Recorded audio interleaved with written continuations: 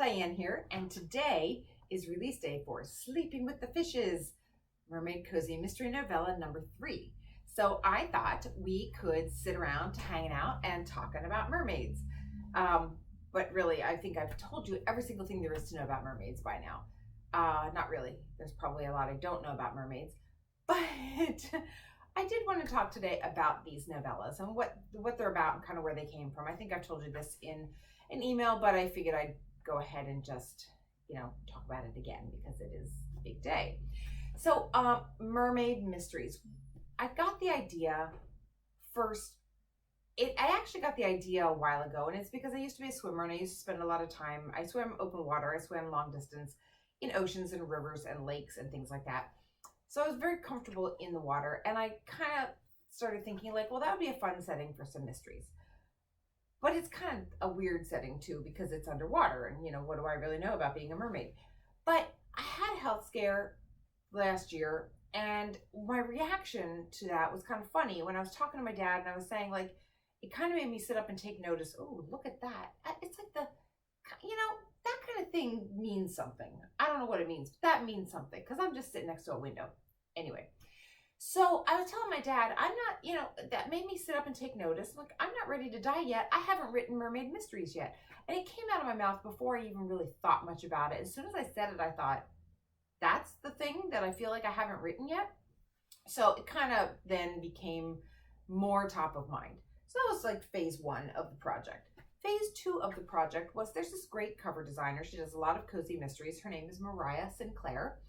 And if you're looking for a cover, I'm going to drop her info in the comments below this video. But she's pretty awesome. I found out about her through a mutual author friend.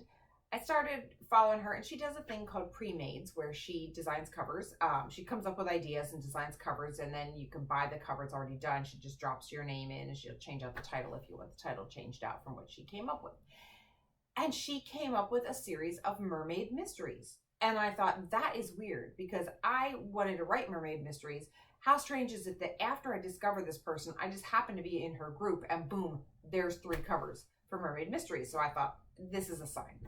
So I snatched those, I got those 3 covers, and I was very excited about it at that point. And so then I sat down and said, okay, I'm gonna write these.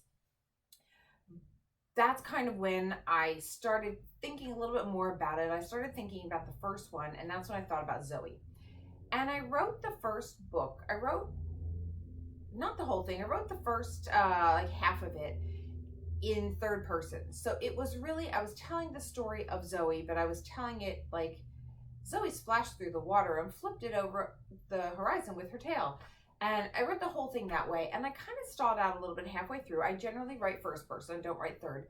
And when I got to that way, I thought, I wonder how this would be different if I changed it to first person. So I took a day and I went through everything I'd written and I just rewrote the book in first person. And by writing that way, all of a sudden I felt my humor coming through. I felt much more connected to the character. And I understood Zoe. Zoe was like the tomboy. I call her like the Trixie Belden of the ocean. She's the one who kind of wants to go exploring. She doesn't care about danger. She doesn't want to pay attention to the rules. She gets herself into sticky situations. And she's the middle sister. So she was in Tales from the Deep. And then after I finished that one, I thought, okay, now I've got Zoe's story down. And that was really when I discovered there were 3 sisters and I was going to write a story about each of them. So the next one was Murky Waters, and that was going to be about Kyra, who was the baby. I did the exact same thing without even thinking about it. I started writing the book and I started writing it third person. And I'm writing the story about Kyra. And then it occurred to me, wait a minute, if you wrote the first one first person, should this one be first person or third person, or should this one be Zoe talking about Kyra? And all of a sudden I started thinking like, I really probably should have planned this out a little bit better, but I tend not to do that.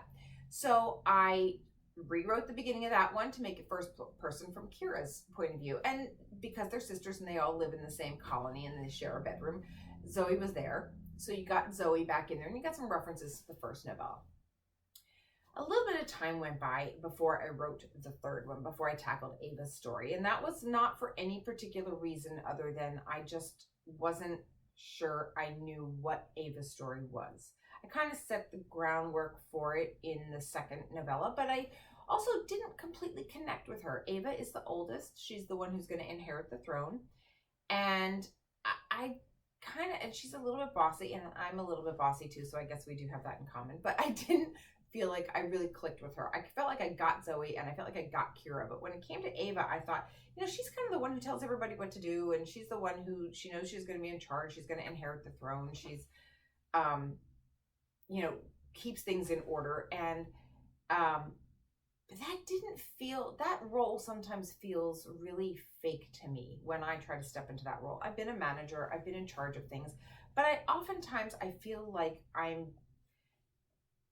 being bossier than I should be. I feel like I'm pushing in ways that I shouldn't be pushing. I feel like sometimes I get a little abrasive when I'm like that. So I kind of was like, well, those aren't qualities I love in myself. So why is somebody going to want to read about Ava if she has all those same qualities? So I took a little bit of time before I wrote her story. And then one day I sat down and I started writing about her. And it was very mechanical. I thought, I still don't really know who she is.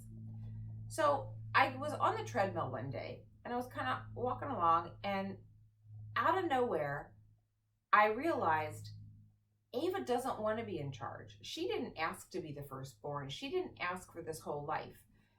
And that helped me understand her a little bit more, because this is something she was born into. It was always going to be her birthright. And then I realized there's something from her past that she's kept secret, and it kind of triggered a whole bunch of stuff, and it's informed the entire way she's lived her life. And that got me kind of excited, because then I thought, oh my gosh, I totally understand her now. Now I know why she's bossy. Now I know why she feels like she has to be this way around her sister, why she can't have fun, why she is, I'm trying to keep my toes hidden because I don't know, it's a little late in the video for that, but anyway, it's why she is pushing to make sure that everybody's doing what they're supposed to be doing. And she gets a little bit annoyed when Zoe goes off for her own adventure, or when Kyra puts herself in danger, mostly because she cares about her sisters and she feels responsible for them. But she's also a little bit resentful because she doesn't get to have those adventures like they had. So here it is. This is her story, and this is her adventure, and it really does kind of bring her full circle around in her life, and it explains why she is the way she is. So it also does pull in Zoe and Kyra. So this one, in addition to being Ava's story, does kind of wrap and bring all three sisters together. And that is kind of how the three mermaid novellas play into each other, a little bit about each of them, what triggered them, what motivated me, and how they kind of developed into what they are. So I would show you the cover again. In fact, let's just go ahead and do this. Why not? Oh, that's the bottom of my thing. See, they're ebooks, so I don't have an actual book to hold up. But I do have, come on, let's facial recognition. Making sure it's you.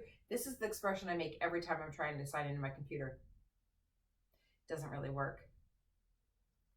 Aren't you glad you watched this video? Oh, shoot, that's not mine. Okay, there it is. Okay. Oh, no, go away. I don't need my taskbar. Okay, and don't need that either. Nope.